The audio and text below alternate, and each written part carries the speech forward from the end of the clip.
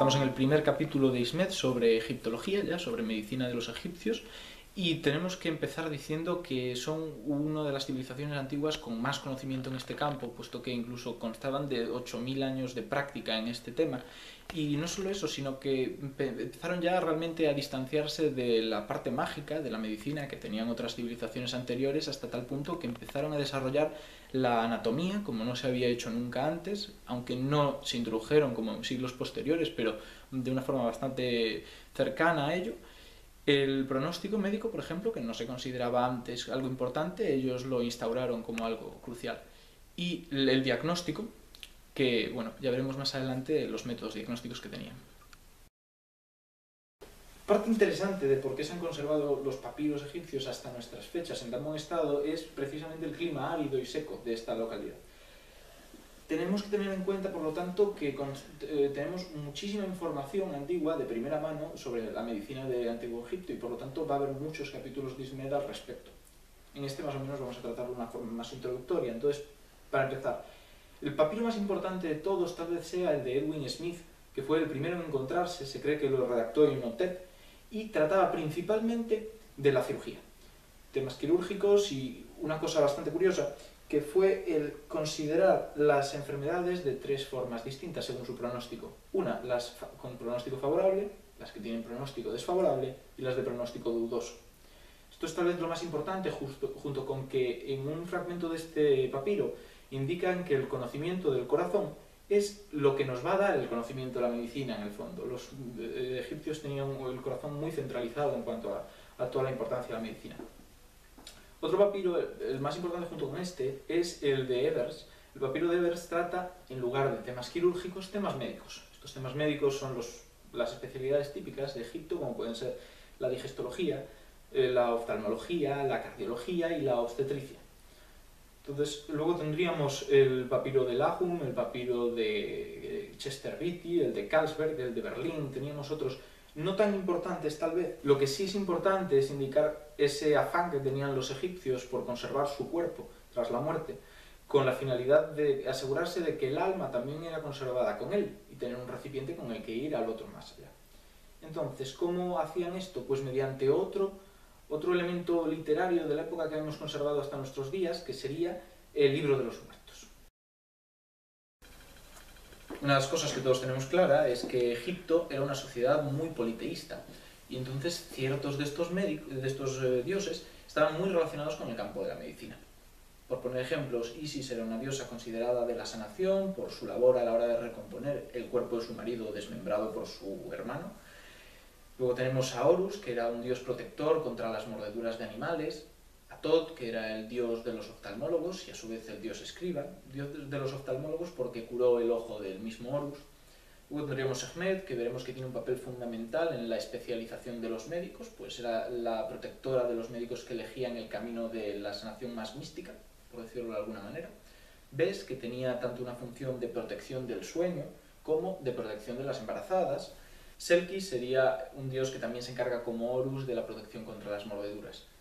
Y Hathor, junto con estos dioses, también tenemos algunas personalidades que fueron consideradas deificadas tras su muerte, como pueden ser Manetón, que era uno de los primeros emperadores, de hecho de la primera dinastía, y además este faraón tenía mucha devoción por lo que venía a ser la historia y por lo tanto dejó redactados muchos tratados relacionados con la medicina y la cultura del Egipto antiguo, así como muchas referencias a técnicas de apertura de cuerpos para estudiar la anatomía.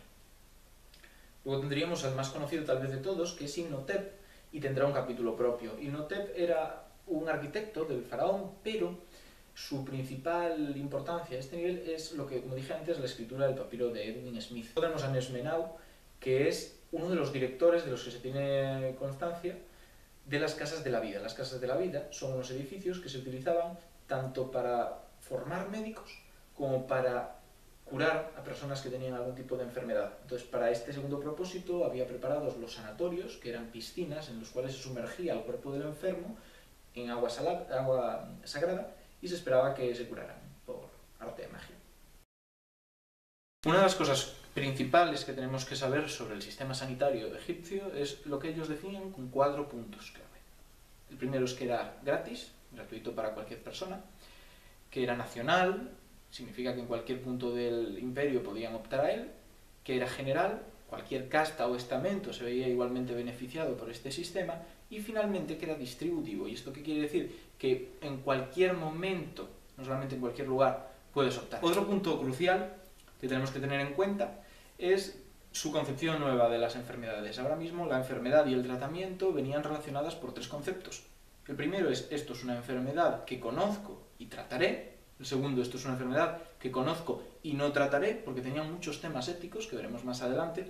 Y el tercero, esto es una enfermedad que no conozco y por lo tanto, por tema moral, no pienso tratarla, porque me arriesgo a que el paciente tenga más daños. Luego están especializados, aparte de las subespecializaciones que dijimos antes, de obstetricia, oftalmología, se especializan en tres tipos de médicos. El primero es el SUMNU. El SUMNU es lo más parecido a lo que hay hoy en día, se encarga de estas especialidades de antes, oftalmología, obstetricia, gastro y cardio, por ejemplo. Dentro de ellos, cuantas más especialidades dominen, mayor será en el escalafón. Por lo tanto, el médico generalista es el que consta de mayor reconocimiento dentro de todos los SUMNU. Los SUMNU están normalmente supeditados al dios Tot. Por otro lado, tenemos los que están bajo el mandato de la diosa Sekhmet, que serían los Uagu Sekhmet. Los Uagu Sekhmet son más de temas místicos y solamente pueden trabajar dentro de la propia Casa de la Vida, a diferencia de los SUMNU de antes, que trabajan fundamentalmente fuera de ella y que incluso su formación es itinerante. Los Uagu Sekhmet, de hecho, trabajan casi únicamente al servicio del faraón. El tercer tipo es el menos reconocido de los tres. El motivo es evidente, son los exorcistas, y los únicos tratamientos que aplicaban eran milagrosos y del estilo de patoscopia y cosas que hemos dicho en capítulos anteriores. No había un gran avance desde los mesopotámicos. Luego hay otra personalidad que no podemos dejarnos en el tintero, que son los Ut. Los Ut no eran médicos, pero tenían un papel muy importante en las casas de la vida y en todo tipo de atención al paciente. Eran una especie de protoenfermeros que, a pesar de no estar realmente formados en el campo médico, sí que tenían los conocimientos suficientes como para dar su grano de arena a toda la sociedad. Tenemos que tener en cuenta también las características de este contrato de los funcionarios médicos o todos los trabajadores de las casas de la vida. Una de las cosas que estaba estipulada es que tenían que trabajar 8 horas diarias. Ni más ni menos, o sea, 8, y además está en muchos de los escritos. También tendríamos que decir que no solamente son estos problemas, sino que tienen ventajas. Ventajas como seguros en caso de que tengan un daño, o pensiones estipuladas por los papeles, o otra serie de cláusulas, por ejemplo. No podemos olvidarnos de la amplia farmacopea de la que constaba la civilización egipcia. Para hablar de ella tendríamos que clasificarla en tres categorías principales. La primera es los minerales, la segunda los vegetales y la tercera los animales, como si se tratara de una adivinanza. Los minerales tendrían como ejemplos la sal del norte, onatrón, el cobre, el ocre para las quemaduras, de hecho ocre amarillo, y la piedra de Memphis. En cuestión de vegetales teníamos como una de las cosas más importantes la nicotina, que se utilizaba, parece ser, en todo el imperio para los procesos de las momias, para poder hacer el embalsamamiento. Y esto, claro, trae una controversia, que es, en esta época no se había traído todavía el tabaco. ¿De dónde extraían la nicotina? Bueno, pues todavía no se tiene respuesta, o al menos parece ser que no hay respuesta. Otros elementos más comunes, y que sí que son para tratamiento de vivos, serían la resina de la acacia, la resina y otros elementos de la acacia, la lechuga, el cilantro, el ajo, la cebolla, el algarrobo. En cuanto a carne, a productos animales, tenemos la carne en sí misma, que se utilizaba para la curación de las heridas. Luego tendríamos las vísceras del cerdo, la leche de la burra, la grasa de la vaca, y junto con ellas cosas más indirectamente relacionadas, como puede ser la miel como antiséptico, las telas de araña y la cera como antibióticos. En cuanto a la aplicación de todos estos medicamentos, cabe destacar tres. La primera es la local. La aplicación local es un ungüento muy pastoso que se situaba sobre la herida y no se esperaba que se difundiera ni se absorbiera. Luego hay otra que es absortiva en sí misma, que está macerada en cerveza, y esta es la curiosidad, a algunos les encantaría hoy en día. Y la tercera es una en forma de humos, que fumiga, es fumigante. ¿Qué le ocurre a las fumigaciones? Que son la combustión del propio fármaco que se introduce en modo de humo dentro de los pulmones. Haciendo un paréntesis en todos estos fármacos que más o menos se puede entender que funcionen, tenemos los tratamientos más mágicos. Y como la magia no era suficiente para curar la gripe, le añadían algunas cosas naturales como excrementos. Excrementos de cocodrilo, excrementos de babuino o del animal que tocara, incluso en algunos casos excrementos humanos. ¿Cuál era la base para ellos para poder decir que esto funcionaba? Bueno, en teoría, como las enfermedades eran producidas por espíritus que invadían nuestro propio organismo, intentaban eliminarlos como si fueran un huésped no deseado en una casa. Si huele mal, tal vez se vayan. Y esa es la explicación. En Egipto también teníamos la musicoterapia, que ahora mismo se está aplicando, pero de una forma muchísimo más arcaica. Dos son los ejemplos que quiero comentar aquí.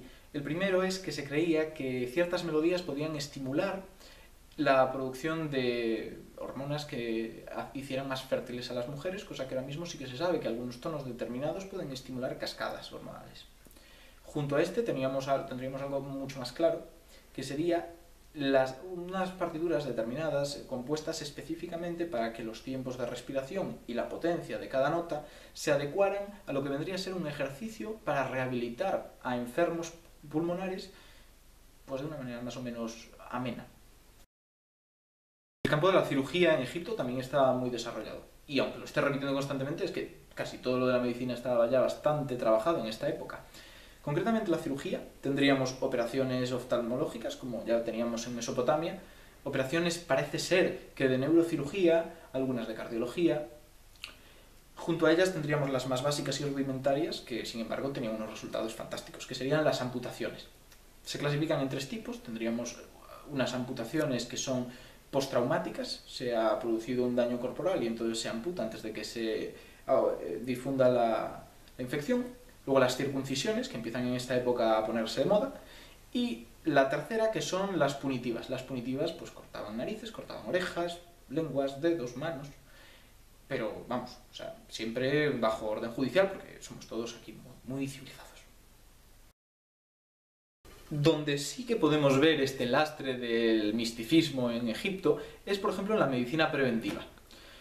No tiene nada que ver con lo que damos en la Universidad de Medicina Preventiva. La máxima contribución que hicieron fue dibujos de dioses, figuras de dioses y estelas de dioses que ni siquiera eran variadas. O sea, principalmente era Horus sobre un cocodrilo.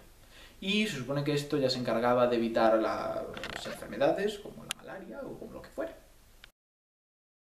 Los que hayamos hecho prácticas de obstetricia sabemos lo difícil que es que permitan a un estudiante entrar a ver un parto porque realmente aquello es muy concurrido. Esto no era un problema en Egipto. En Egipto había muchas más personas. Para empezar, tenía que haber 4 dioses por ahí. Min, Tueris, Hathor y Bes. Min porque era la encargada de proteger durante el parto, Tueris porque era la encargada de proteger a la madre y después al hijo, junto con Hathor, que tenía el mismo propósito, y Bes porque era así de gracioso y andaba por ahí dando vueltas. Sumemos a esto que estaban los obstetras, que estaban las comadronas, que estaba la madre y que estaba el niño. Y seguro que no había una enfermera diciendo que no tocáramos lo verde. Bueno, pues aparte de esto, como cosa importante de la predicción o de la obstetricia, tenemos un método que prepararon, y que debe de tener alguna base científica, para saber si el feto es niño o niña, o si está o no embarazada. Entonces vamos a poner un ejemplo. Pase. Buenas tardes. Buenas tardes. Tengo entendido que viene a ofrecernos un producto nuevo que quiere que comercialice nuestra farmacéutica. Así es. Tome asiento.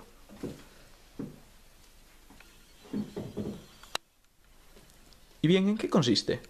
Bueno, pues este producto consiste, vale primeramente para saber si una mujer está encinta o no lo está, y si eso es así, si está embarazada de un hombre o de una mujer. Es un proceso muy sencillo. Lo único que se necesitan son 2 montones, uno de trigo y uno de cebada. La mujer en sí tiene que orinar sobre los dos. Si estos germinan, supone que está encinta, está embarazada. Si no, no lo está, o el niño que tiene nacerá muerto. Si primero germina el del trigo, quiere decir que va a tener una niña. Y si primero germina el de la cebada, quiere decir que tiene un niño. Es así de fácil. Bien, ¿y cuál es la base científica para todo esto? Me lo dijo Horus.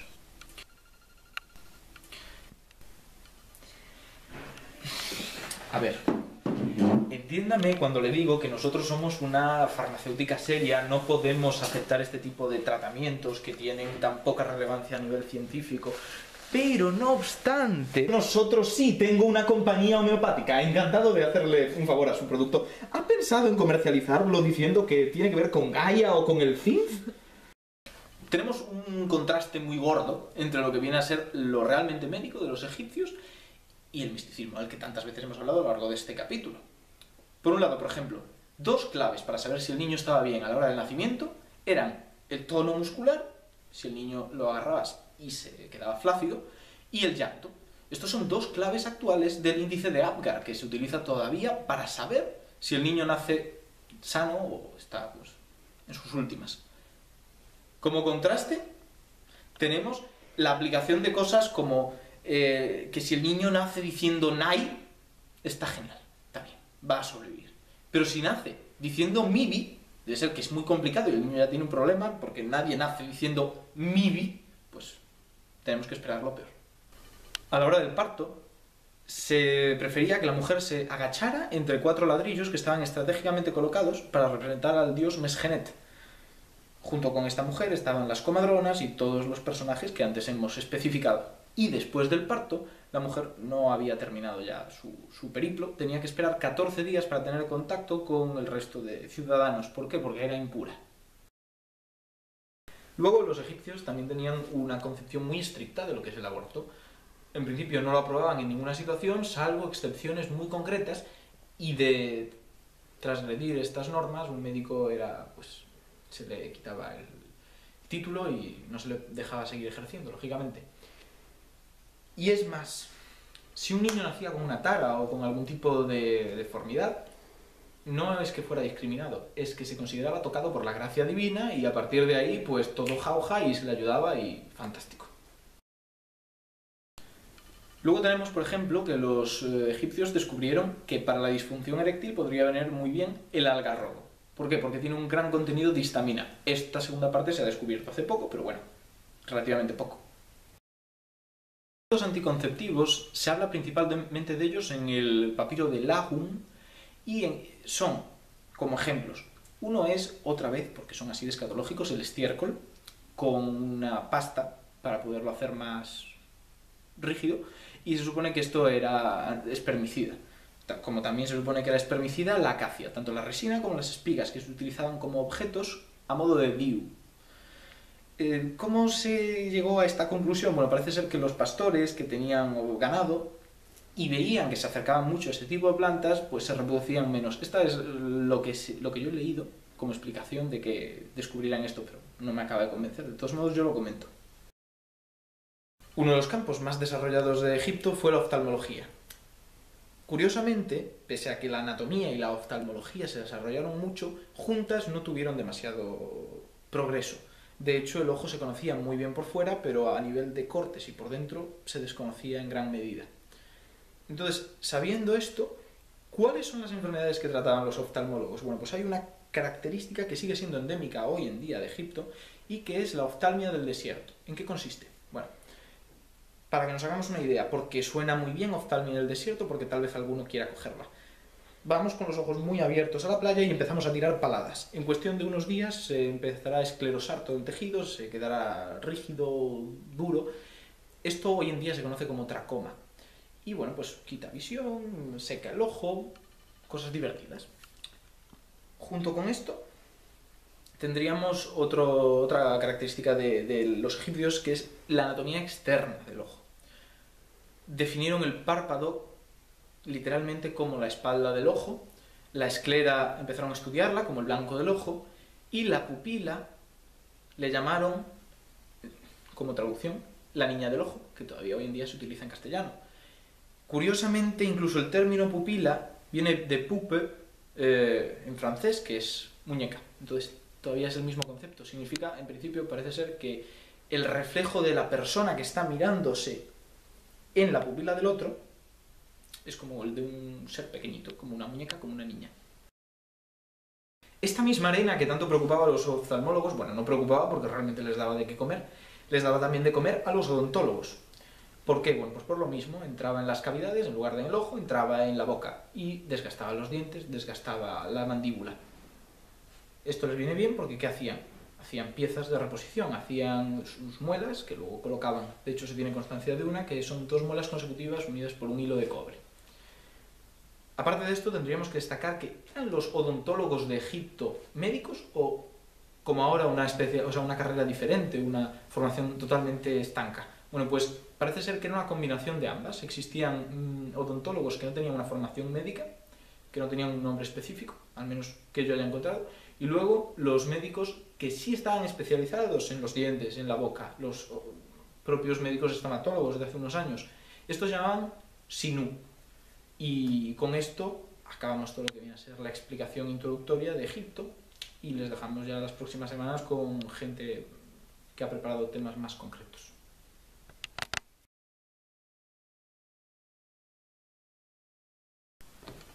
Suscribíos. Ah, y el botón.